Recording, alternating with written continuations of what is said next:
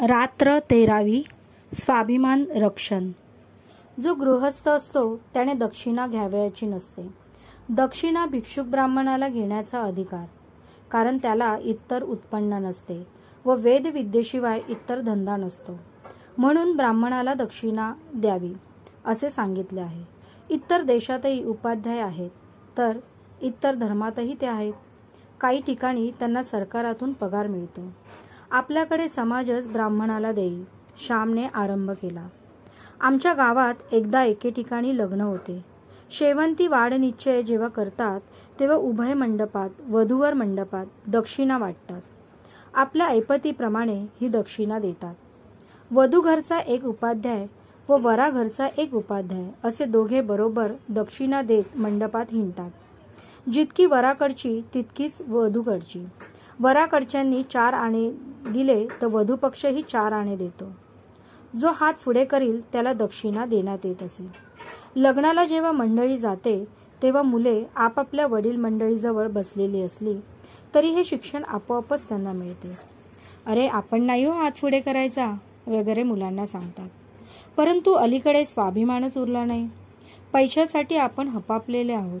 फुकट मिळेल तेवढे घ्यावे अशी वृत्ती झाली आहे. आगगाडीतून जपानी एजंट सिगारेट वगैरे फुकट वाटतात व श्रीमंतही त्या फुकट सिगारेट घेऊन ओढतात. मी पाहिलेलं आहे. श्रीमंत सुद्धा मोफत दवाखान्यात जाऊन औषधे घेतील. श्रीमंतांची मुले सुद्धा नादारीसाठी अर्ज करतील. दारिद्र्याचा व दास्याचा हा परिणाम आहे. मी लग्नाला गेलो व मुलांकडे जाऊन बसलो. शाळेतील बरोबरीची आम्ही मुले एकत्र बसलो होतो. एका बाजूने बसले म्हणून खोड्या करता येतात, टवाळकी करता येते. कोणाच्या टोपीवर नारळाची शेंडी ठेवा, कोणाच्या खिशात खडे टाक, कोणाला हळूच चिमटा घे असे चालते. दक्षिणा वाटण्यात आली. काही मुलांनी हात पुढे केले. मीही हात पुढे केला. सहज गोष्ट होऊन गेली. माझ्या लक्षात चूक आली नाही. लहानपणी पैसे हातात असले म्हणजे आनंद होतो. मी ते 2 आणे घेऊन घरी आलो व मोठ्या हर्षाने आईजवळ द्यावयास गेलो. जणू माझ्या कमाईचे, माझ्या श्रमाचेच ते होते. भटजी 12-12 वर्ष मंत्र शिकतात, ते विधी करतात, तर त्यांना घेऊ दे. मला ते 2 आणे घेण्याचा काय अधिकार? प्रत्येकाने श्रमावे व मोबदला घ्यावा, तरच ते शोभून दिसते. आईने विचारले, कोठून रे पैसे आणलेस? मी म्हटले, शेवंती वाढ निश्चयात लग्नात मिळाले. आई एकदम ओशाळली. तिचे तोंड म्लान झाले. आम्ही गरीब झालो होतो. आपण गरीब म्हणून मुलाने दक्षिणा आणली का? का आपण गरीब झालो म्हणून कीव येऊन भिक्षुकानेच आपल्या मुलाच्या हातावर पैसे ठेवले? कारण एखाद्या घरंदाज घराण्यातील मुलाने हात पुढे केला तर भिक्षुक आपण होऊन त्या मुलाला म्हणे, वेड्या तू का हात पुढे करायचा? तू त्या डोंगराकडचा ना? माझ्या मुलाला भिक्षुक असे का म्हणाले नाहीत? त्यांना आमची कीव आली. जगात दुसऱ्याने आपली कीव करावी याहून करुणास्पद व दुःखप्रद दुसरी गोष्ट कोणती आहे? आईच्या मनात असे शेकडो विचार त्यावेळी आले. ती बोले ना, शून्य दृष्टीने पाहत राहिली. आई, घे ना ग पैसे, मी काही चोरून नाही हो आणले. मी काकुळतीस येऊन म्हटले. आई म्हणाली, श्याम, आपण गरीब असलो तरी गृहस्थ आहोत. आपण भिक्षुक नाही. भिक्षुकीचा धंदा आपला नाही. आपण दक्षिणा घ्यायची नसते, ते आपले काम नाही. आपण दुसऱ्याला द्यावी. भटजी वेद शिकवतात, धार्मिक कामे करतात, त्यांना शेतभात नसते. ही दक्षिणा हेच त्यांचे उत्पन्न. मी म्हटले, आपल्या गावातील ते पांडू भटजी किती श्रीमंत आहेत. त्यांनी तरी दक्षिणा घ्यावी का? सावकारी करतात, शेतीभाती आहे. हे असले कसले भटजी? आई म्हणाली, तो त्यांचा दोष. पूर्वी भटजींना दक्षिणा जास्त मिळाली तर ते गोरगरिबांना देऊन टाकीत. घरी मुले शिकायस ठेवीत.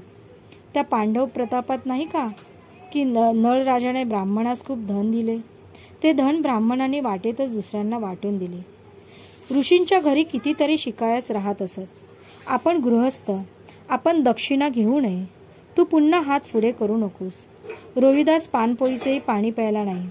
गृहस्थाने जगास द्यावे, जगापासून घेऊ नये. आईने ते 2 आणे शेजारी बाळू म्हणून गडी होता त्याला देऊन टाकले. मित्रांनो, जगापासून जितके आम्ही घेऊ तितके जगाचे आपण मिंदे होत असतो. आपण दीनवाणे होत असतो. दुसऱ्याच्या तोंडाकडे पाहणारे होत असतो. दिनवाणे जगणे हे पापच आहे. ताठरपणे उन्मत्तपणे जगणे हेही पापच. जगाचे मिंदे होणे नका. युरोपमध्ये ही स्वाभिमानी वृत्ती लहानपणापासूनच शिकवण्यात येत असते. आईबापांच्या पैशावर जगणे हा तिथे मिंधेपणा व कमीपणा मानतात. अमेरिकेचे प्रेसिडेंट ह्युवर यांची गोष्ट सांगतात. त्यांनी आपल्या 13 वर्षाच्या मुलास मजुरीचे काम करायला पाठवले. धनाढ्य अशा अमेरिकेचे मुख्य अध्यक्ष ह्युवर होते. परंतु त्यांच्या वेळेस त्यांचा हा लहान मुलगा एका गवंड्याच्या हाताखाली काम करीत होता. एका इमारतीचे बांधकाम चालले होते. ते चालले असताना काम करत असताना हा मुलगा उंचावरून पडून मेला. ह्युवर साहेबास वाईट वाटले, परंतु ते म्हणाले, माझ्या राष्ट्राला स्वावलंबन व श्रमाची महती शिकवण्यासाठी माझा मुलगा मेला. स्वावलंबन हा पाश्चिमात्य शिक्षणाचा पाया आहे. स्वावलंबनाने मान वर राहते, परावलंबनाने मान खाली होते. श्रमाशिवाय काही घेऊ नये व कोणी श्रम केल्याशिवाय त्याला देऊ नये. तुका म्हणे घेतो देतो तोही नरका जातो. आळशी मनुष्याला पोसणाराही पापी आणि आळशीही पापी. कोणा आळशाला जेव्हा आपण देतो तेव्हा तो मिंधा दीनवाणा असतो व आपण ऐटीत असतो. याच्या उलट त्याच्याकडून काहीतरी काम करून घ्यावे. लाकडे फोडून घ्या, कपडे धुवून घ्या, जमीन खणून घ्या, काहीतरी काम करून घ्या. त्यात खरोखरच त्या माणसाचा उद्धार आहे. उद्योगहीनास पोसण्यास देवाचा अपमान आहे. देवाने दिलेल्या हातापायांचा बुद्धीचा अपमानच आहे. स्वावलंबन, स्वाभिमान, श्रम यांची महती आज रशियात शिकवण्यात येत आहे. नुकताच एका अमेरिकन मानसशास्त्र रशियात गेला होता. रशियातील परिस्थिती, तेथील अंतर्बाह्य परिवर्तन पाहण्यास तो गेला होता. मजुरांना वाटण्यासाठी म्हणून त्याने झरण्या म्हणजे फाउंटन पेन, चॉकलेटच्या वड्या, सुंदर चाकू वगैरे वस्तू घेतल्या होत्या. मजुरांच्या चाळीत जाऊन तो त्यांना ते बक्षीस देऊ लागला. परंतु एकही मुलाने हात पुढे केला नाही. कोणीही वस्तू घेतली नाही. तो म्हणाला, घ्या, मी प्रेमाने देतो आहे. ते मजूर म्हणाले, स्वतःच्या श्रमाने मिळवावे. दुसऱ्याने दिलेली देणगीही घेऊन कदाचित मनात आलस्य, मिंधेपणा व परावलंबन यांचा उदय व्हायचा. या दुर्गुणांना यती किंचितही वाव न देण्यास आम्ही ठरवले आहे. तो अमेरिकन मानसशास्त्र चकित झाला. केवढी ही विचार क्रांती. त्या रशियात लाखो मजूर मागण्यासाठी पूर्वी हात पुढे करीत. तेथे एकही हात पुढे झाला नाही. केवढे स्वावलंबन, केवढे तेज, केवढी श्रमाची पूजा. श्रमात आत्मद्वार आहे. फुकट घेण्यात व फुकट देण्यात पतन आहे. हे हिंदी मुलांना, तमाम हिंदी जनतेला समजेल तो सुदिन. घरीदारी, शाळेत हे शिक्षण देण्यात आले पाहिजे. उष्टे कोणाला घालू नये असा धर्म निर्माण झाला पाहिजे. खरा धर्म श्रमांना उत्तेजन देणे हाच होय. आळसाने भीक मागणारा व श्रीमंत असल्यामुळे गाद्यांवर लोळून खाणारा दोघे किडेच. श्रीमंतही दुसऱ्याच्या श्रमावर जगतो व आळशी भिकारी दुसऱ्याच्या श्रमानेच खातो. हे दोघे समाजवृक्षावरील बाळगुंडे आहेत.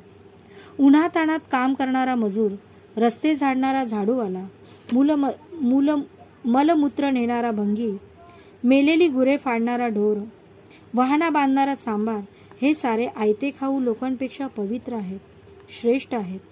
काहीतरी निर्माण करा. विचार निर्माण करा, धान्य निर्माण करा, स्वच्छता निर्माण करा. काहीतरी मंगल असे, सुंदर असे, हितकर असे निर्माण करा. तरच जगण्याचा तुम्हास अधिकार आहे. ज्या राष्ट्रात समाज संवर्धन, समाज रक्षक, समाज पोषक श्रमाची पूजा होते ते राष्ट्र वैभवावर चढते. बाकीचे भिकेच लागतात. माझ्या आईने मला स्वाभिमान शिकवला. मिंधेपणा म्हणजे मरण हे शिकवले. दुसऱ्याचे घेऊ नकोस, दुसऱ्यास दे हे शिकवले.